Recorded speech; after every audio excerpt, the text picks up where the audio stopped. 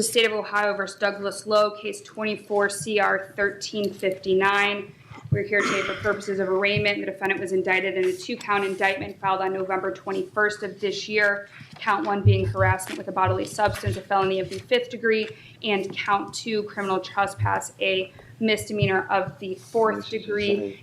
At the appropriate time, the state would like to be heard in regards to bond. Mr. Watson. Thank you, Your Honor. May it please the court. It is my understanding that prior to the secret indictment filed in this case, that through Willoughby Municipal Court, that this case was referred for a competency. In turn, my client was referred to inpatient treatment at Central Ohio Behavioral Health. We're going to respectfully ask the court to adopt that prior competency motion filed in Willoughby Municipal Court and have my client evaluated. As to this indictment? As to this indictment, Your Honor. Well, but what's he going to do is as far as this indictment, entering a plea? I ain't had a chance to meet with nobody or talk to nobody. I'm talking to him, okay? Don't put your Did he finger in my receive it? face. He had it in excess of 24 hours? Your Honor, my client has received his indictment. That's a lie. Listen, close your mouth or you'll go away, okay? All right? Go ahead, Mr. Watson. Let's go then. Y'all ready? Let's go. Let's go. I ain't even talked to no public defender or nothing. I ain't been booked in or nothing. No Miranda rights and nothing read to me. Okay. I was arrested in Wickliffe, supposed to leave Wickliffe. Get him out of here. Yeah. Yeah, get me out of here. All right, man. Back to jail. Put your hands in my face. You're going to pay for that. Let's go. Fuck what? Let's go. Yeah, fuck you too. Happy Thanksgiving, everybody. Thank you. Getting to the indictment, Your Honor. My client has received his indictment, will waive 24-hour service, any service defects in it, waive reading the indictment, and like to enter a plea of not guilty to the charges. And again, Not guilty plea will be entered. I'm going to refer Mr. Lowe for an evaluation, for a competency evaluation. So he'll be evaluated again. If he refuses to cooperate, we'll send him to the facility in Columbus that already has indication that he's supposed to go there, notification he's supposed to go there to complete the evaluation. I'm going to set the bond at $500,000 cash or surety. Anything else from you, Ms. Alessi? Well, that's a good way to start a video. Hey, everybody. Welcome to Court Addict with ATX Alli. Hey, everybody. It's Thanksgiving. Hope everybody had a good time. I hope everybody had a wonderful Thanksgiving and ate lots of good food. And if you wanted to spend time with family, I hope you did. And if you didn't, I hope you avoided them. Yep. I started off my day with Court Vibes this morning. She did a stream, and it was awesome. And she did another stream about 4 o'clock this afternoon, maybe 3 o'clock. It was later on this afternoon. She popped in there with a surprise stream. Yeah, that one was really cool. That was a disbarment hearing. I'd never seen one before, so that was really cool. Was it a judge or a lawyer? Or yeah, a lawyer was going up behind in front of the bar about a disbarment hearing, and he had like 20 minutes to plead his case, and he spent 40 minutes talking about nothing about his case, and so they were like, "Yeah, you don't get your bar card back because you suck at this." So that's the Cliff Notes version of it, but it was really good. It was really good watch. You guys got to watch it. It was really interesting. So if you missed it, you got to go check it out. So we've got some interesting ones for you this evening. We got some light ones, and we've got some. It's all the same stuff. So it's some of it's serious, but it's not. It's some happy stories in there too. It's Thanksgiving, and so I want to start off by thanking all of you guys. You guys have been great. I actually sent Alli a message saying I didn't want to do this tonight because I didn't want the mods to feel obligated. They have been so great to us. They've been so great to me. I didn't want them to feel obligated to do a stream. And Alli's like, no, there's some people that want to do a stream. And so I just want the moderators to know that we love them, and they're doing a lot of work. They're doing a lot of work for free. And so make sure to thank them and be appreciative for what they're doing, because in the end, this channel would have been shut off already if it weren't for these mods. And it's a team effort. Like they help. We couldn't do it without them. Like we can't do everything on our own. So yeah, they help take off a lot of the load, the little stuff that we can't get to, and they pay attention to details that we don't see. And so they're fantastic, and we love you guys so much. Seriously, we're so thankful for you guys. Oh, absolutely. And there's a different perspective here. I've had the opportunity to get to know that Lori loves law over the last few weeks, and I can't begin to tell you how awesome she's been. It's been a great friendship that we've started, and I would have never talked to her if it weren't for this community. If it weren't for seeing her on Court Vibes, I'd have never known who she was. But being in this community, I was able to say hey to her, and we were able to work out and be friendly with each other. That's awesome. Absolutely. It looks like we've got a good crowd started already, and we're going to go ahead and go to the first. I do want to hold on. I want to say that, and Rivette has been our Discord queen. Like she's really helped with the Discord and helping us manage it because that's kind of a mystery to the both of us, and she's knows it more than we do. I know that. I don't know if she's an expert, but I think she is. So I just want to say thank you for that too. So. Yep, and on Discord, people have been sending pictures of their Thanksgiving. Terry sent some great snow, which I think it feels a little bit too early, but snow can be pretty too, I guess. I've heard. Well, she's up in Maine. She's super north, so she's gonna get snow. So those were beautiful pictures. Yeah, but it seems like it's too early. It seems like snow should come in 1 week in January, and that'd be it. I bet they think so too. Yeah. Well, in the end, it was beautiful, so it works out. So let's jump into this one is called Arrested for Theft, and it comes from some other channel. Here we go. Yeah, it comes from Washington State Bodycam. I've got Narcan. Do I need to use Narcan on you?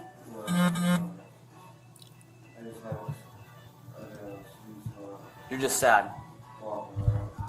You're depressed. Okay. Should I take you to rehab today? Wait, are you willing to go to rehab today? I don't know. I'm sorry? No. No. Okay. So I offered to write a rehab and you said no. Okay. What's the long-term plan for you, man? When are you going to stop stealing from other people and businesses and stuff? Soon. But you don't want to get clean off drugs. So then how are you supposed to stop your criminal behavior if you just keep using drugs all the time? It's going to cause you to steal and victimize others, right? That's the root of your problem, right? Is that you're addicted to drugs. So if you get clean, maybe you'll stop committing crimes. Is that true? Yeah. But yet you don't want to go to rehab. So then how are you supposed to get clean, Damon?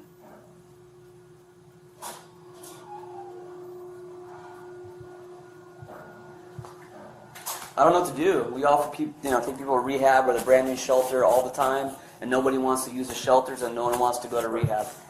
But then they're committing crimes all the time, victimizing the community, right? I smoke cigarettes, sir. And that's all I have to say. I want to smoke a cigarette. So you got several warrants for your arrest. One's for theft, another one's for trespassing. It sounds like you're trespassing today. Hello? I guess I was trespassing. I don't know.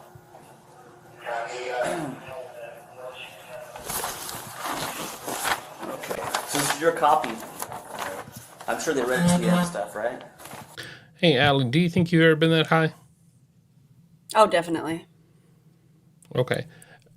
And I've been, the only thing is I didn't get caught. Like I've been that high and I've stolen to get high and I just didn't get caught. I mean, I did eventually, but I mean, there was thousands of times I didn't. And I know exactly where this guy has been because I've been there. And that's exactly what I did. I stole so I could afford my addiction. And yeah, it's terrible. So all the questions, they know they're not going to get any answers out of them. And I don't think they're trying to entrap them. I don't think they're trying to. No. I think they're trying to get through to him. Why are they wasting their time?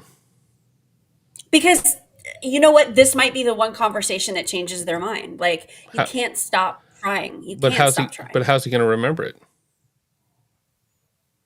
He might not. I don't know. He might not. He might not. But he might also decide. Okay, I will. Like there's a couple other videos that we're going to show that are the good side of this. So he might not be ready. He might be too high to even make the decision. I don't know, but you can't stop trying. I mean, I get where the cop is coming from. You got to, at one time or another, he's going to get the message. Like either that or he's going to wind up not waking up.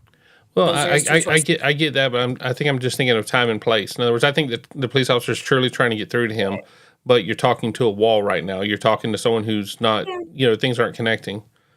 And so I get that, but it's like you sitting there trying to talk sense into a drunk person. You keep trying to do it, even though you know they're drunk and they're never going to understand. It's almost the same thing. Like you get caught up in it. Yeah, I don't think you know me that well. I wouldn't waste my time with someone that's drunk. I probably would. No, I'm quickly that way. As soon as I realize somebody's in a state where it's not going to make a difference, I'm done. Mm-hmm. I'm done. Yeah. It doesn't mean I've given up on the person. It just means that at that point, like this guy in his stage where he's at, I'd just leave him alone. Maybe set him outside, give him a cigarette, because in the end, you're not, process him through, do what you need to do. Now, if they're trying to get him to simply say the words, "I want to go to rehab," I get that argument. I get that, beg and plead with him to get him to say the words, "I want to go to rehab." That way you didn't kidnap him and force him into it. Right. And so, but I was just curious about that because, a lot of people's been in that situation. A lot of people's been in that state. And I just feel that, using anything he says against him is not fair. And so. I don't think they're trying to do that. I think it's just a matter of the cops trying and isn't like, he's like me where I will sit there and try to talk to somebody who I know isn't necessarily going to listen to my perspective because they're stubborn or high or for whatever reason. I still try. So I think it's just personally different. Yeah, Junebug, I think the officers can take him to rehab if he wants to go to rehab, but they can't force him to do something. They can put him in jail, but they can't force him into rehab. Yeah. It's all part of that, us having the freedoms in the United States. Even though rehab may be best for him, there has to, a judge has to force him into a situation like that. We got something called Baker Act in Florida, and I know other states have Baker Act, and other states have other words, but you can't force someone into a mental hospital or rehab without a judge's order. And so, but you can talk them into it. Now they can be drunk or they can be high, and you can talk them into it. And if they say, "I want to go to rehab," well, they said they wanted to go, so you took them. Well, that and Washington and Oregon are. I don't know the laws, but I do know that they have a much different approach to drug treatment in those two specific states, especially in Oregon. They'll forego any type of criminal charges if you're willing to go to rehab. It all works out through the courts. Like, it's not like, we'll drop the charges and drop you off at rehab and you'll be done, because that would never work. But they do approach it where, you can have a fine or you can go to rehab.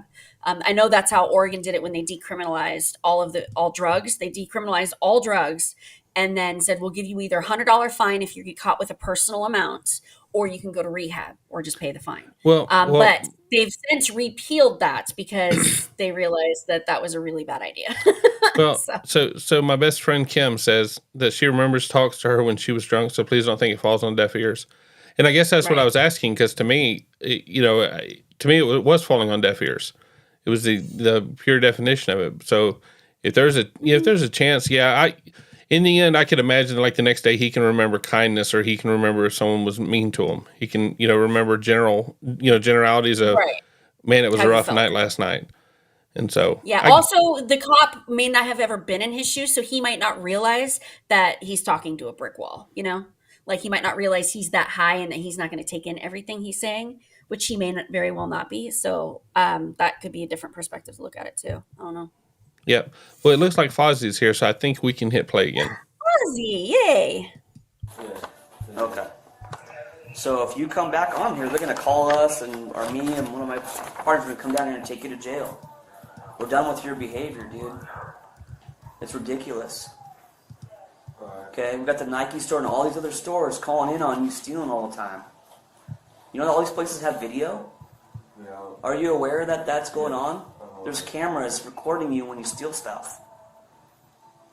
And in a matter of time, it catches up to you. But you're willing to change your behavior and go to rehab? Yeah. You are? Yeah. When are you going to start going to rehab? Yeah. Today. Okay. All right. Any needles in here, Damon? No. You want me to put your copy in here? Yeah. Or you want to have it on your person? Sounds good. I'll put it in there for you.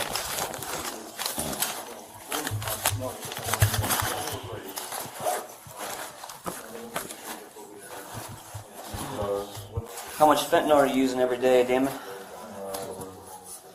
How many Mexi fentanyl pills do you buy per day? 2 or 3? 4? 4 per day? About $5, $7 a pill? $5? So that's $20, roughly $20 a day. 35 for mine. And then so you steal from stores and then you trade it for drugs. You said you paid 35 for yours? Yeah. You gotta do. You I gotta. mean, do better. it depends on what it depends on what he's talking about. But if he's talking about the blue M30 pills, yeah, those are $30 to $35 a piece, or they were back when I was using them. But I used them like 9 or 10 years ago, so I haven't used them since. Like I haven't had access to them. So You gotta be a more efficient druggie then. I know that's why I started shooting up heroin. Yeah. Sorry, that was dark. Look, I like those. That was energy. the reason. I mean, honestly, that was the reason I started. I started using IV heroin is because it's cheaper and it's the best use and you get the best bang for your buck. And that's awful, but that's just the reality of the situation. Yeah, and it looks like I'm learning a lot. You know, David's saying I should always talk to people as if they hear me. It's something I need to work on then because I'm certainly not that guy. So everyone's got something they need to work on. So now I got to go to the gym and talk nice to people. Damn. And yeah, Kim, I was spending at least $50 to $100 a day at minimum. At minimum, usually $100. Yeah. Wow. Yeah. Okay. Well, let's go. Yeah. Or sometimes you panhandle to get, and then people that feel sorry for you thinking that you're maybe just a poor homeless person, and they give you money, and then you take that money and you go buy drugs, which keeps you further in your addiction longer. Does that make sense? Yeah. Do you think people should just give you free money so you can buy more fentanyl? No, it's a bad idea, because eventually you might overdose and die. And that would be bad, right? Yeah. Do you want to die? Yeah. Are you willing to quit your fentanyl use? Yeah. You are? Okay. All right, I hope so. Okay, go ahead and stand up here. Turn around. Spread your feet really far. No, Got Kim. any family in Spokane? No. No? Where are you from? Oh, what city in Idaho are you from? Coeur d'Alene, so you're not even from Spokane. Okay. How'd you get here? A bus? Just came over on a bus? You get along with the family in Idaho at all? Yeah. You do? Is it maybe an option to get clean and go back to Idaho? No. No, why not? Because Because why? Juvenile record. Yeah. Which is what? Burglary. I'm sorry? Burglary. Okay. So you can't get a job in Idaho, is that what you're saying? No, I'm going to go to Walmart. At Walmart. Yeah. Okay. See this? Probably still his jeans. Because it still has the thing on it, the little... Where'd you steal his jeans from, man? I don't know.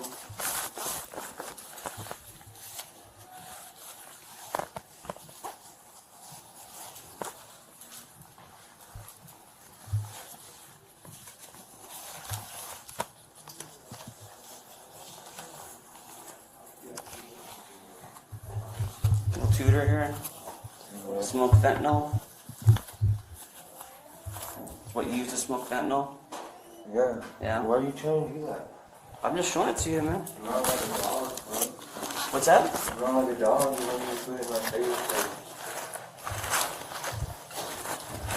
Okay, right this way, sir. We're gonna go to my car.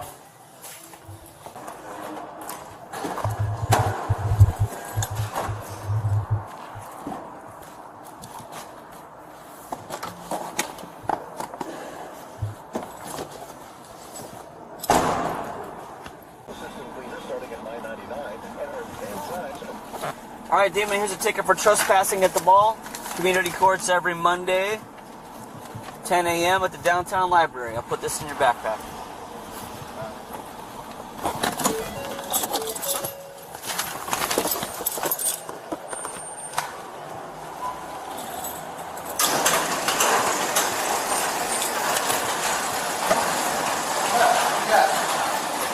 Warrants for Damon Whaley. Damon what? Whaley.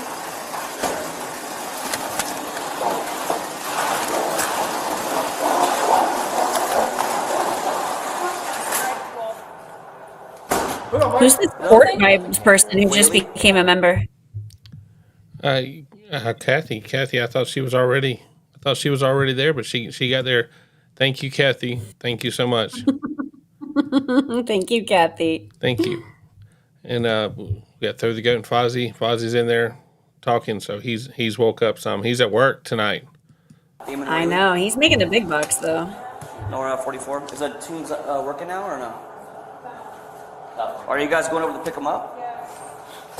I went over there earlier to pick them up, just to let you know, Mallory, and then someone told me that a jailer came over and picked them up. Just the jailer's taking stuff over. Okay. So I will go over there and get them as long as no one else has. No one else. Okay, I'll be right back. We'll wait here for you. Okay. We'll leave the light on. Leave the light on. How you doing? Disregard. Hey, go for it. There's other ones around. Should I grab them all? Okay. Okay, I'll do that. That'd be great for your fellow coworkers, sir. Hell yeah.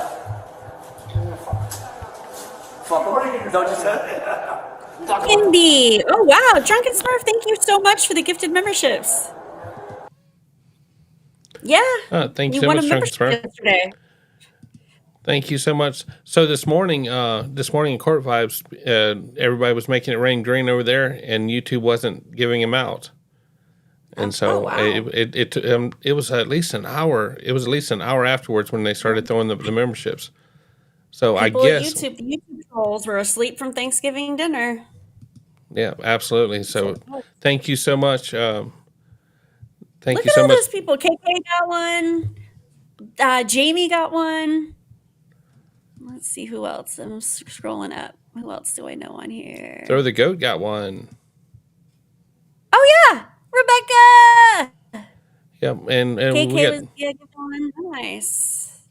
Thank you so much, Drunken Smurf. That's the end of that video. Okay, so I don't know if they ended up taking him to rehab, but I'm glad that he was willing to go, and I think that cop felt passionately enough about it that he'd probably follow up with the guy and actually take him and drop him off. And it's just another example of cops that deserve to be in the job they're in. They're amazing people, and that's exactly where they should be. I've got a couple videos coming up that are a little bit different. The first one is from Portland, where I'm from. It's a couple years old, but it's about how they wanted to attack the opioid crisis. And then the next two videos after that are actually from my clinic. And I didn't know they had a YouTube page until today. And I pulled a couple short videos from them, and we'll talk about it. And I'm very excited. Julie, thank you so much. 10 more gifted subs. Thank you, Julie. Thank you so much. You're amazing. Thank you so much. Yeah, we're gonna play the first one from Portland, and then the next two we'll talk about when we do the next two. All right, this is called Treatment First. Yeah. This is in Multnomah County, which is where Started off Portland, great, Oregon is. You know, it's a good relationship. Then drugs got involved. That's when it started going downhill. He would get paranoid, Drunk Peter got one. very abusive. We had our rent raised by $300 and couldn't afford it anymore. So we ended up losing our apartment. Then we were living in a tent after that for about a year and a half. My kids got taken away because we lost our apartment. Using drugs and stealing, you know, to find food to eat or to make money for our addiction.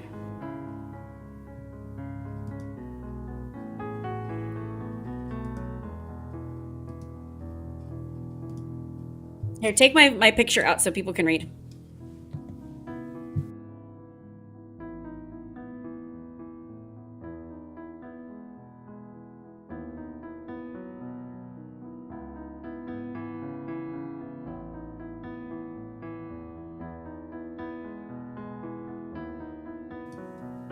After I Attendance was with the involved highest in the needs stop go to- program is when I met her. The first day I went to court, actually, they assigned me to her as my mentor. I had a couple people that would never give up on me and that were actually showing up to my campsite and were like, you're going to treatment, you're going to the methadone clinic. And they would not give up on me and very persistent, and that's what saved my life. It was every week, and then the more groups I attended, the more one-on-ones and therapy sessions that I made. Clean UAs also, then it would go to every 2 weeks, then every 4 weeks, and then once a month.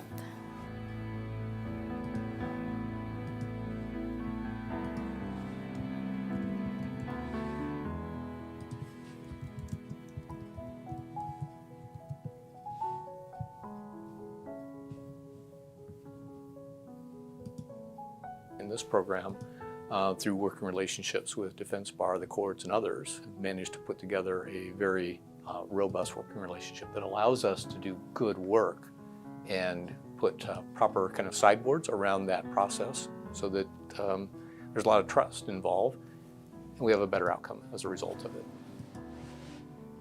There is an appropriate conversation that we do need to have relative to societal expectations and norms and and compliance and abiding by laws, while at the same time, we need to properly understand people who are struggling with addiction-related issues and put those in a category of what can we do to help, what needs do they have that we can supply through our resources that are available to us, and can we then, once we understand what those are, can we provide those needs, avoid jail, not just in the moment, but it's a long-term conversation that we're really trying to look at. And that is, if we can get someone the help they need at this stage, the win truly is we'll never see them again.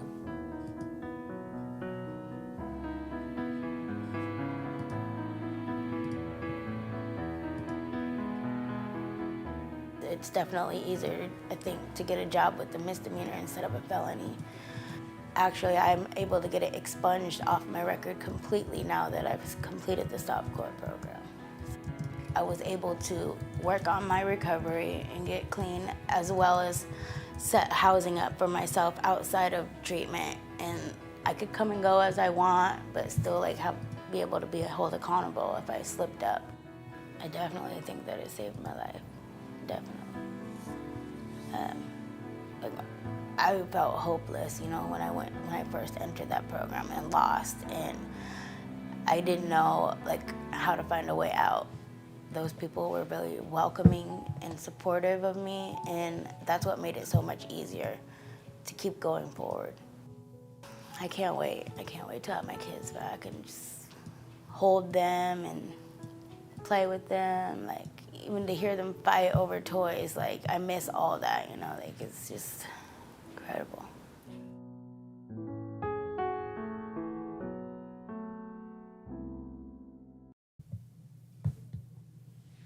All right, you're on now. What you got for this one? Try not to cry, but yeah. So that was really great. It really looks like you're gonna cry. I'm trying not to. Yeah. So that's kind of the thing. Sometimes you don't know. I get asked the question a lot, or I see a lot. People, it can't work for people unless they're ready, and that's absolutely true. But sometimes you don't know when you're ready, and being pushed and put in a situation like this, where she got arrested and lost her house, and somebody just said, no, we're going to give you a chance, and she didn't even believe in herself or know she could do it. And other people helped her and gave her the support and believed in her, and she was able to do it. So you might not know you're ready. That's the point. So, but the next video is from my clinic. They have offices all over the United States. I think they're headquartered out of Arizona. So these are going to be two Arizona-based videos. But when you watch the videos, look at the clinic, look at the people. That's exactly what my clinic looks like and what I walk into. Everything, the wall colors, the art, the furniture, everything's exactly the same. The people are just as amazing. It's 100% what I experience when I go to this clinic. So watch that. Okay. Now on this video here, she's working towards getting her kids back. Was this something that she was forced into by court, or was this something that she chose? Yeah, they lost their apartment and were living in a tent, and Right. because they were spending all their money on drugs, and they lost their kids because of that. CPS Right, came in and grabbed their. Right, but they don't force you into this, unless you've committed a crime and this was the program. Did she go to this because she wanted a better life for herself? I think it was court ordered. Because she had some criminal charges that she was going to be able to get expunged, and they took them down from a felony down to a misdemeanor. And now that she's completed the program, she can now get it expunged, which will help her get a job. So She was talking about that. So I'm sure a lot of it was legally required. And that's why I'm saying, like, sometimes people say, well, forcing people into rehab legally doesn't always work because they have to be ready for it. And that's what I'm saying. You don't always know when you're ready. Right. Like, right. And like in my son's case, he's working towards getting that, that scram unit off, and he's going to have to go back in front of the judge. And, if they had a YouTube channel for that court, we'd be sitting back talking, about his case, where he's trying to get it taken off. And so even if they're on the right path, sometimes court's part of the program. Sometimes court's part of the process to get back in right. And so, all right, well, let's go to who are we? Who we are, what we do, and why. We're in the midst clinic. of a national epidemic, the opioid crisis. It's getting worse and worse. Community medical services has really found itself on the front lines of this fight because we understand that there's an extreme shortage of treatment throughout the country. The amount of treatment has not grown to parallel the extent of the opioid crisis. There's a lot of people out there who are not getting treatments. Addiction doesn't discriminate. It doesn't see race, it doesn't see gender, it doesn't see socioeconomic class. Addiction is everywhere. There is no corner of the country that is not affected by addiction. We're not serving people from outside areas or anything else like that. We're serving your neighbor, your brother, your sister, your colleague. They're really people who live in the vicinity of the clinics. We're right off of the I-17 and Cactus Road. Off of this corridor is the hotspot for the state of Arizona for overdose deaths. They're dying in their homes, they're dying on the streets, they're dying in their cars. There's a need here. We opened an enormous facility, 24 hours a day, 7 days a week, no barriers to treatment. If you just take a look around, it's beautiful, and it was very thoughtfully designed to the color scheme and to the layout so that it's open, it's warm, and it's welcoming.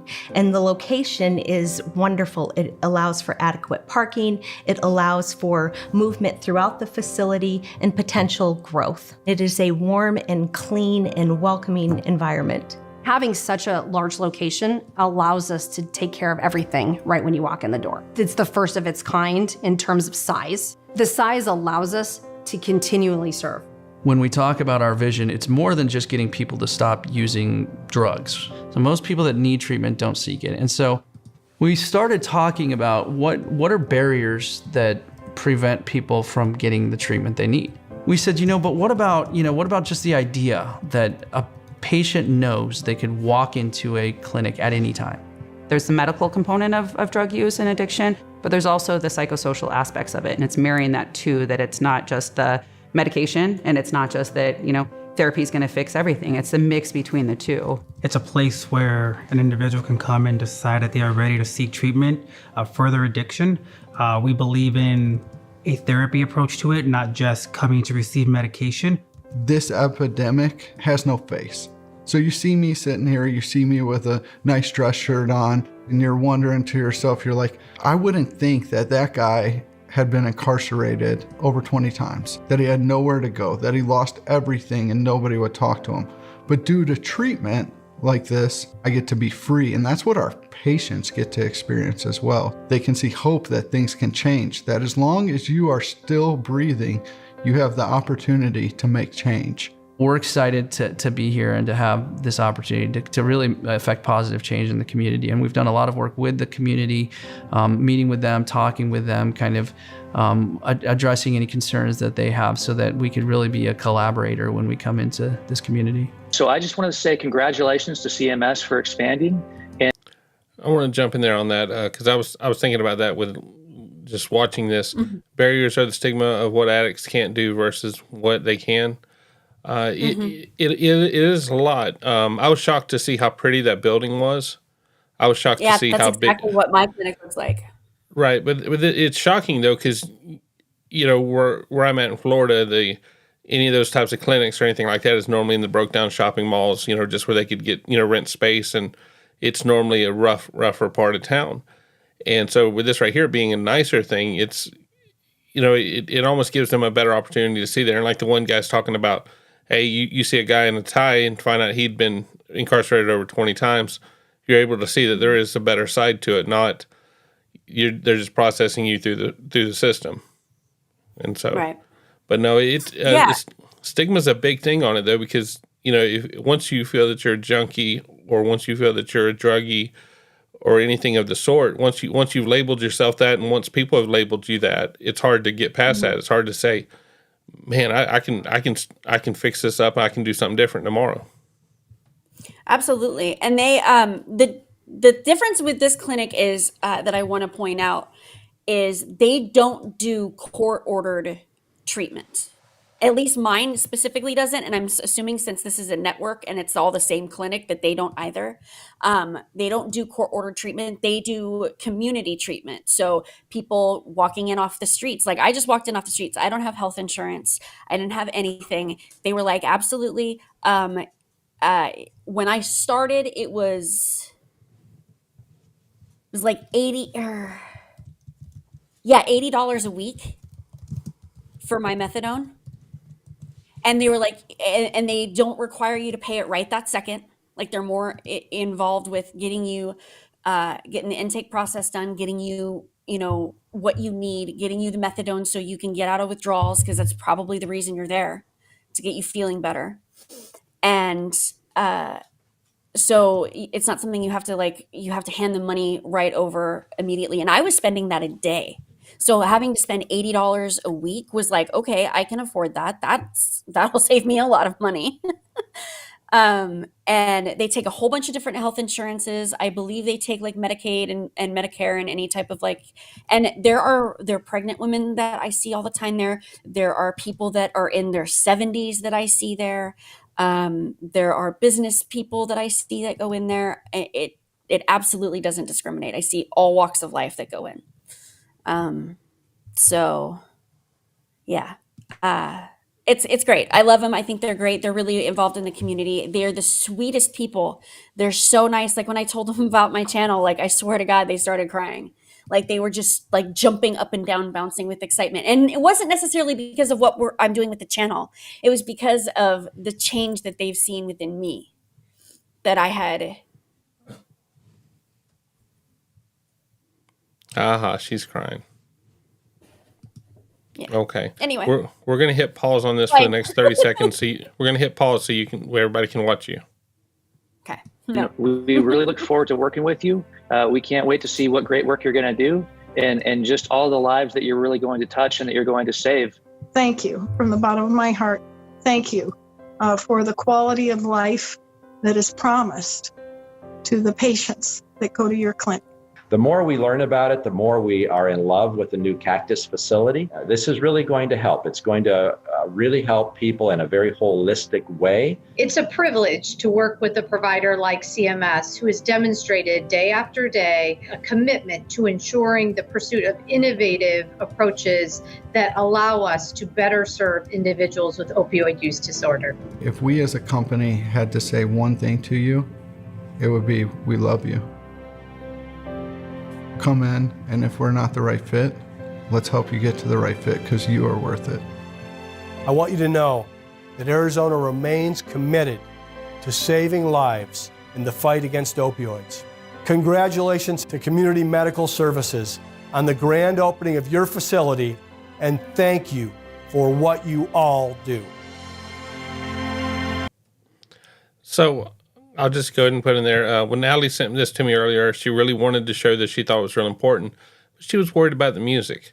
And of course. And I went through, I started to delete some music. I thought about it, and then I kind of, this show this show is demonetized almost every night. Almost every night I send Alli a thing letting her know that it got demonetized. And so we're not gonna worry about that. Yeah, we're not gonna worry about that. We're gonna make sure we do the show. We're gonna make sure we do the right thing. But we're going to. I'll go ahead and throw in. Back. Okay, she's back. She's back. She's back. I said turn on the fan. It gets hot in here. Okay. She had to go cry again. Yeah. Okay. Yeah. So yeah, I mean, it's a great place. They really are such amazing people. Like the guy at the end there that was just like, the main message is that you're worth it. Like if we're not the right fit, let's get you to the right fit. And I feel a lot of places are like that, but that's me only have gone to this. I've only gone to this one place. So I can't speak to other rehabs. I can't say that that's what they stand for. That's just my, well, I've only had the, well, I've had the experience of 3 rehabs in the Jacksonville area, and the one that my son just graduated from, it's certainly not about money. Now, I think they're making money. I think they're making plenty of money and doing well. I know I was giving them plenty of money each month, but it was worth it. It was worthwhile, and I know that they're doing a lot to help them. And whenever I was at the graduation, I got to see people that had left a year or 2 ago that were coming back just to be supportive of the group. And if you feel somebody was just there for a money grab, you don't come back to support them later. You don't come back to volunteer later. You get out of there. Just like with my son, we talked about what we can do to help them, because I don't want to, my son graduated, he's out of there. I don't want that to be the last communication we have with them. We don't want to, hey, they were our friends. They were our friends for 10 months and now we don't know them anymore. And so it's important to give back to those. Look, y'all, find a group like this in your community. Every one of them takes money. Every one of them accepts money. Sorry, I laughed at Rivette's comment about the turkey body cam video. We actually probably should play that, but after this one, after the next video, we'll play I'll have him play the turkey body cam because we probably need the comic relief. Okay, yeah, because I ignored that one pretty hard, so I'll see if I can. It's actually really funny. It's a cute. It's worth the watch. It's cute. Okay, I'll see if I can pull it up there. All right, let's go to Sean. Yes. My name is Sean Griswold, and I chose methadone as my medication-assisted treatment option. Initially, I started taking oxycodone This guy as basically pain me. management in my early 20s. I have a spinal and rib cage deformities.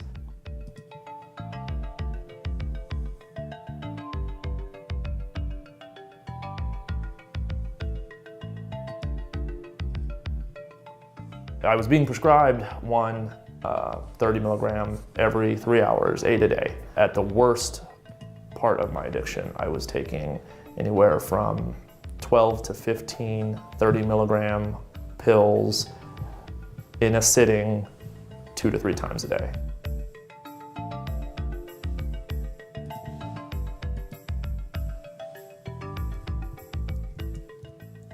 Cops started looking out for me, and they were looking out, so over time, one of the times I dropped off, they said, yeah, just give us a couple minutes. Said to come back in 30 minutes, came back 45 minutes later. They said, oh yeah, we're going to grab it. They walked back, and before I knew it, I had 2 officers behind me taking me away. Now pause for a second. If you guys don't know, this is how the opiate epidemic started. It started, I hate to badmouth them, but it started with the opiate companies saying that you can't get addicted by taking oxy. They just flat out lied. That said you can't, there's no chance of addiction. It was a flat out lie. So they overprescribed it. Doctors didn't know any better. They got paid for prescribing like crazy. Then doctors realized they can turn a profit by opening pain clinics down in Florida. And in Florida, all of anybody who lived in like the Northeast would drive down to Florida and do exactly what this guy did, where he would get a prescription from somebody somehow and go fill it for half of the prescription, and they'd split it. And that's how the opiate epidemic exploded in the United States. Yeah. And now we're left with the repercussions of it. So here's my experience with it. I never had the crisis of getting addicted on it, but I got to see it a lot with my employees. But the biggest thing that I saw from it is like now you don't have to put on your turn signals. Cops don't pull you over for that. You can speed. Cops don't pull you over for that. The cops are so overwhelmed fighting the drugs, fighting the pills, fighting all that. I almost want to say, traffic's always been bad in Florida, so I can't blame it on that. But I'm just saying, like now, if you pass by a police officer and you don't have a seatbelt on, he's not pulling you over. Right. They're not. It's not like it was 10 years ago. Once they started with the pills, they're overwhelmed and they're fighting a fight they can't win, and so there's nothing they can do. And so.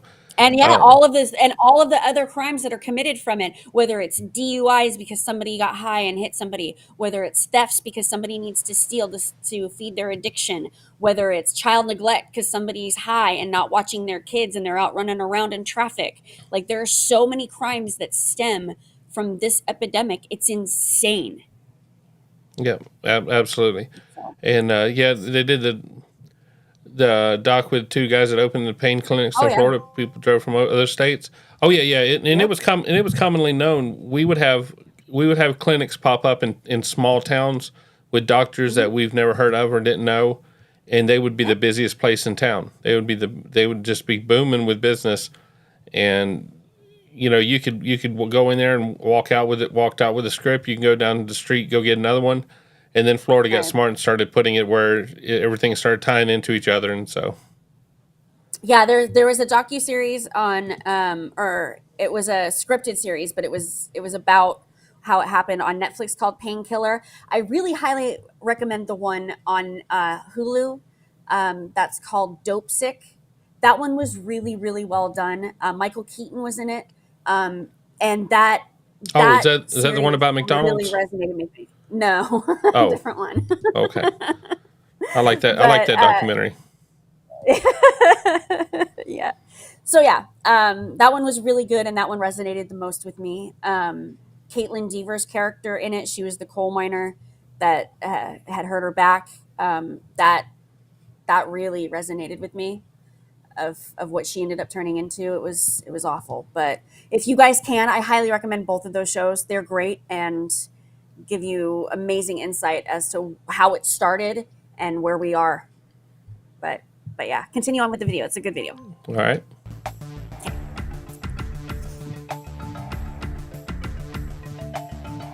Thankfully, the prosecutor was kind enough to take a look at my history.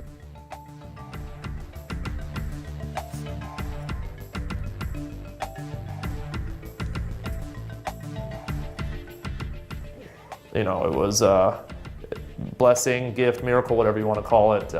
It just doesn't come around.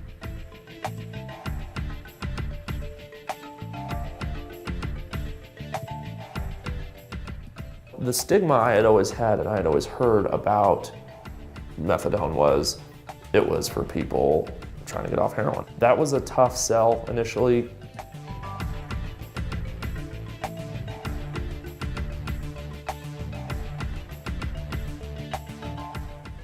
I almost thought maybe it wouldn't be right for me, but it really did help. Simple, take it in the morning, I'm ready to go for the rest of the day. They would ask me, are you feeling cravings for now that you're using the methadone?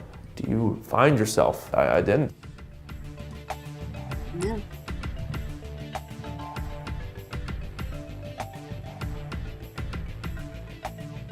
For those in the methadone maintenance program, obviously you have made some decision or multiple decisions that have brought you down a path that you wish you would have never gone down.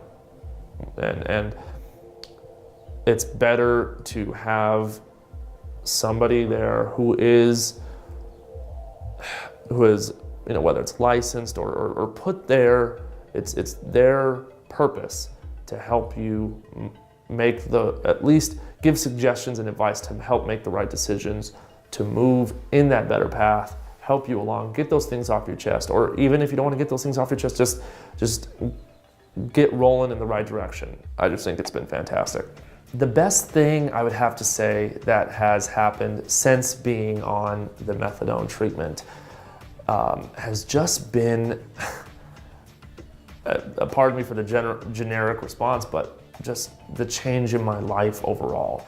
I just had lunch with my father yesterday, and I told him I'm just so happy now. Everything is so good now, is on the right path and the way it should be. That they test us regularly, Kim. Says, how do they know if you're using it? So they test you regularly. Now, regularly, does that mean every time you go to take it, or does that mean once a month? So I get a random UA once a month. I never know when it is. It's anytime. It's been like on the 30th and then the 1st. It's been the 1st and then not until the next month's 30th. So it is absolutely random. I just know at some point in the calendar month I'm going to be tested. Then because I have take-home doses, so I'll show you. I have them right here. So these are my little lockbox with all of my take-home doses. Hold on. That's why I need a boom for my mic. Let's see if you can see. Meh, whatever. Anyway. So anyways, since I have take-home doses, at any point in time, they can call me and do what they call a med callback. And that means I have to come in. Every single one of those bottles has a date on it, and I have to take the dose on that date. So at any point in time, they can call me and say, tomorrow you have to come in with all of your bottles. You don't have to show the empty ones, but you have to show the ones that are left, and they better be untampered with, or else we're going to withdraw. Your take-home doses will be revoked, or you'll be dropped down from, like, if I was monthly, they drop me down to where I would be penalized, sanctioned, where I'd have to go into clinic 3 days a week for a month. And when they do the med callback, not only do I have to bring the meds in with me, but I have a UA that day too. So, and if you don't do it, if you don't show up for the med callback, then you lose your take-home privileges. So. Well, Please spell things in chat for me, though. What's that? I was just saying, please misspell any drug names in chat. Just makes things easier for our mods. Yeah. I'm over here deleting them left and right. So, yeah. But that's how they know that we're not using. And 2 times I have been dirty. The first time was 3 months into the program. I had taken Xanax, and I didn't know I wasn't supposed to take it. Well, I guess I knew, but I didn't. I don't know. I didn't know. Did you have a prescription for it? No, I didn't. Okay, then no, you're not supposed to take it. Yeah, no, I shouldn't have taken it. It was stupid. But I was still 3 months into treatment, and then this last April I had to go to the ER, and when I was in the ER, they gave me morphine to treat the pain, and the next day I had clinic, and I couldn't give him I gave him a urine sample, but it was nothing but blood because of the medical problems I was having. And so I was like, I don't know if this is going to be a valid UA. And the next day they called me and they were like, you have a med callback. And I knew it was because the UA that I had left wasn't going to be valid, even though I asked them and told them, and they're like, no, it should be fine. And the next day the day in between, I went to the ER, got given morphine because of the pain I was in. Had to go to the clinic the next day with all of my take-homes, which I did. But before I went to clinic like an idiot, because I was still groggy from having to have a blood transfusion and all these issues with my medical issue, I took my dose for that morning right before I left for clinic, and I'm supposed to take it in front of them. And I told them that when I got there, and the nurse didn't care, and my counselor didn't care because I had all my documentation showing that I was in the ER and what they treated me with. So it was all super above board and legit, and all my documentation. But the clinic manager was like, no, technically she did fail her med callback, so she needs to have a month at coming in 3 days a week, which was fine. It wasn't the end of the world. I screwed up. It was my failure. They got to treat everybody the same. It wasn't a big deal to me. But now I'm back up to monthly, and I'm fine, and it's not a big deal. But. Okay. All right. So I'm gonna throw one up on the screen, but right before I delete it. I don't know about that. Okay. So that was one. It seemed like we were just talking about that the other day. Yeah, and I know I have a friend that takes it, and I didn't know about it, but I know that it's basically like Oxy, but I think it's the long-acting Oxy that you can't crush or manipulate. That's what I think it is. Yeah, it says it's not immediate pain release. Tamper the pills. Yeah. Yeah, the ones you can't tamper with are good. It's an extended release oxycodone. Yeah, those are good because you can't tamper with them. Like you can't crush them up at all. They just kind of turn into like a gel. You can't burn them. You can't cook them. You can't. They're really, really, really, really hard to get high off of. And so I think those are good. When they have those kinds of safeguards in them, then that's good. The problem is that they were telling that was a safeguard they had, and it wasn't. You could just wipe it off on your wrist, the time release coating, and then take it or crush it up and snort it. So yeah. Anyways. Okay. Yeah, that's rough stuff. So we got only 20 seconds left of this one. So. Okay. I feel like there's a future. You know, that's it. A future for him to just regain his life and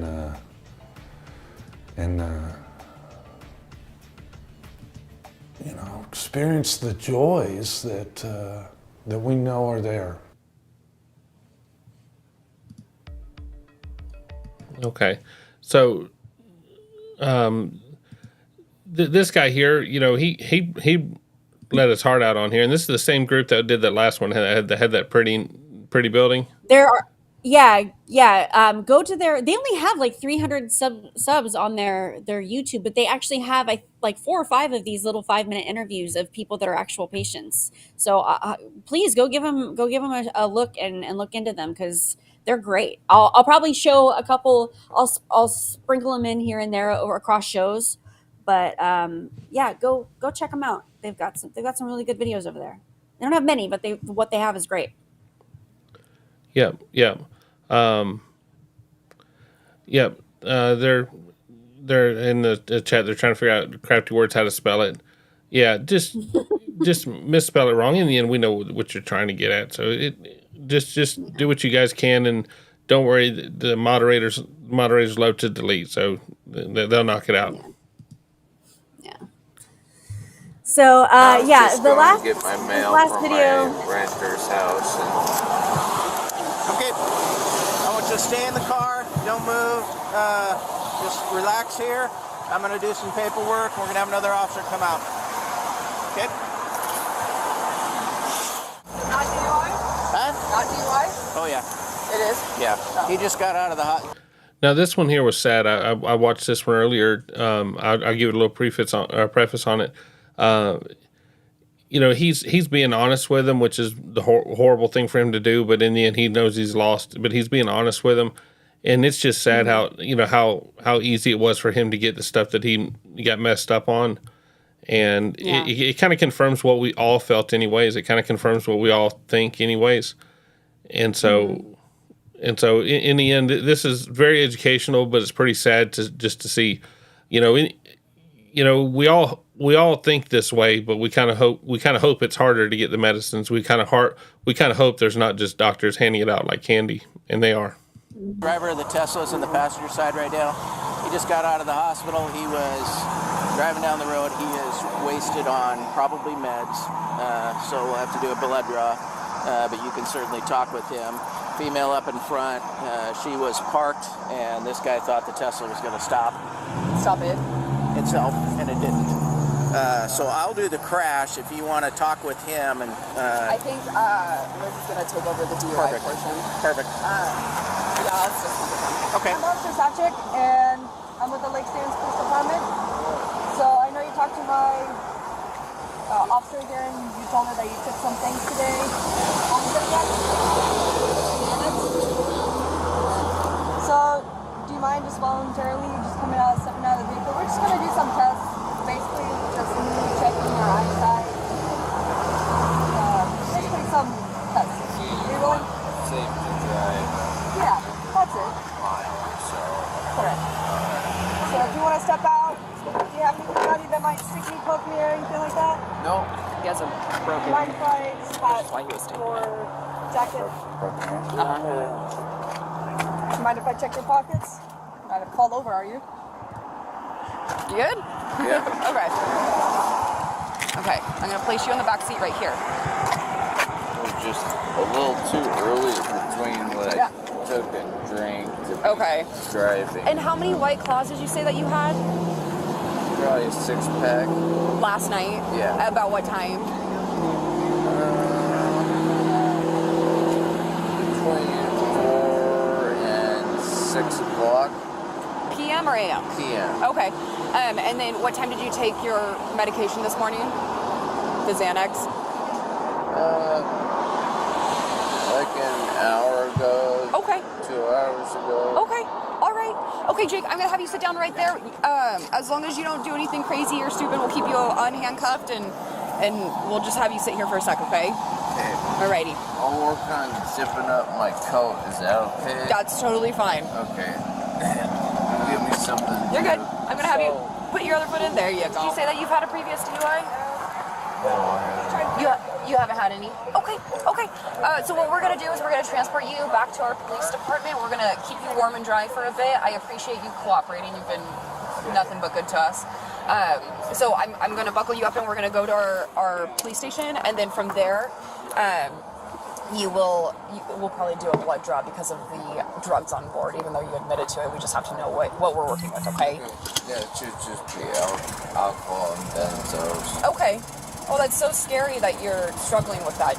Here, I'm going to have you just let go of that real quick. How long have you been taking benzos for?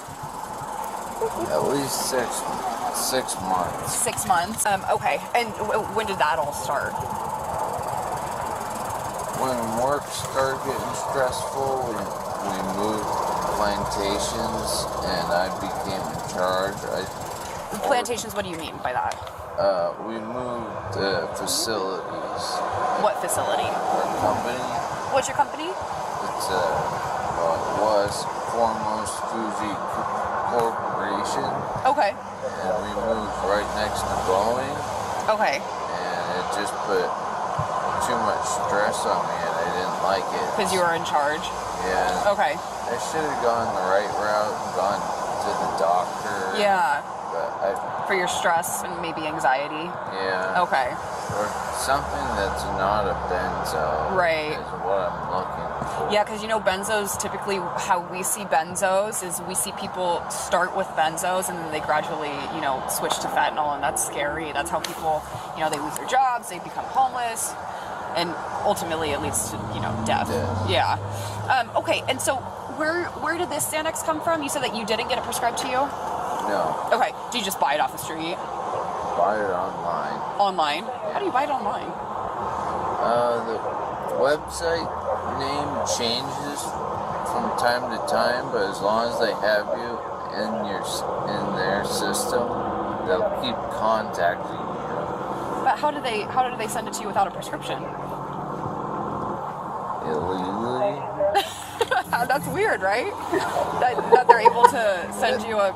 That's what I asked in the first place. I'm like, is this legit? Yeah, like what am I taking? Is there a doctor that prescribes this? It's like, no doctor needed. Okay, and how much do you pay for one of those packs? That'd be hard to say. Okay, do you buy them in bulk? Yeah, they come in quantities of 90. So if I were to buy, say, 180, it might be just under $400. Okay. And how fast do you go through all that? Sometimes too fast, sometimes I don't touch them at all. Okay. Do you take them on like a day-to-day basis, though? For the most part. Okay. Have you had history with this in the past, where you would take benzos in the past? I've had a drug history. Okay. And that's why I just got out of the hospital. And from your drug history? Yeah, my mom's been worried sick, and my dad is gonna be in there a lot longer. He might be paralyzed. Okay. Because he broke his neck. Right. And that's scary. My mom's, both of them are so distraught that I overdosed 2 nights in a row. Okay. On what?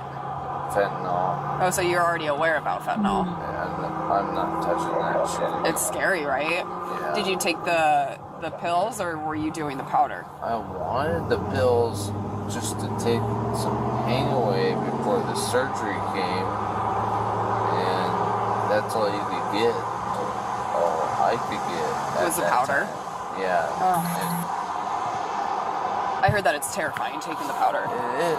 It's like, I've done opiates for a long time, all sorts of different kinds, and like, you kind of know when your max is, but you just take one hit a little too deep, a little too long, and next thing you know, you're waking up in an 8-guard. Yeah, that's scary. Yeah, I think he just had surgery on his Do you hand. think that you need aid for anything right now? I think No. Okay, so I will transport both of us back to the police department, okay? And then we will, inform you about every step of the process of what we're doing, okay? The only legal prescription I have is Suboxone. Okay, but I'm guessing you don't take it. I do. Every day? Oh, I'm sure. Okay, so you take it on top of the benzos? Okay, and it just adds to kind of like the high that you get? That one has nothing to do with high. It's more of a suppressor. It's supposed to be a suppressor, but it results in like an anti-anxiety. A suppressor and Was Suboxone in your pocket? Is that one of the things that was in there? Or you leave that at home? right now it's all at home. Okay. And do you have the pills or is it the strips? Strips. Okay. Okay, I will be right back. We're gonna head to our police department, okay? Okay, Jake. Hang tight. Well, so he told on himself and everybody else. Yeah. I mean, it doesn't seem like, it seems like he doesn't really like being an addict, but he's just like, what am I supposed to do? I'm in pain. Like, I don't know what I'm supposed to do. Like, I'm sure he would be open to help. I mean, that's what I kind of took from that. Like, he doesn't necessarily like this. I think Aaron got it right. He went into a confessional. Maybe. Yeah. I'm too paranoid. I'd be afraid of getting bad pills. You know, in the end, he doesn't even know where they're coming from. And he says the website changes every couple of months. Right. And so, you know what? And I can guarantee you that the Xanax he's getting are laced with fentanyl. Like, I can guarantee you that. Yeah. All right. That's the last video we got. Yep, that's it. I kind of had right. it short tonight because I didn't want to keep everybody for too long. So all right, and since we're at the end, I'm going to discuss a few things. One, I'm going to discuss YouTube and the monetization and all that garbage. YouTube. Bill and I are breaking up. Just kidding. Oh, okay. I'm just kidding. No. Man, I'd already. How does it feel when somebody messes with you, huh? I had already updated my Grindr profile. No, the YouTube monetization thing. So every video you put on YouTube is monetized. Every short, everything that you do, and like this show in particular, they will determine if they don't like it and they will demonetize it. They won't tell you why. They'll just tell you violated a rule, and you can cry about it, you can appeal it, or you can just move on and understand it. Me and Alli see the value in this show, so we're going to continue to do the show. We see a value in it. We see the messages we get from people talking about how it's helped them, and just in the end, just getting to hear something or someone talk about something that helps them relate a little bit better. They appreciate it. Mm-hmm. So we're going to continue to do it, but I'm not going to continue begging YouTube to remonetize it because I'm afraid that they'll take away my whole channel.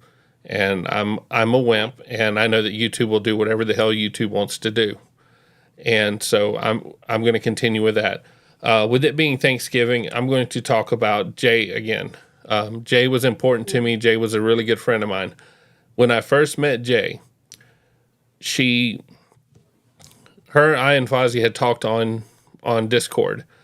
Jay asked me like at midnight to call her, and you know, we all keep our distances. We become friendly on Discord. We become friendly on YouTube. But she asked me to call her.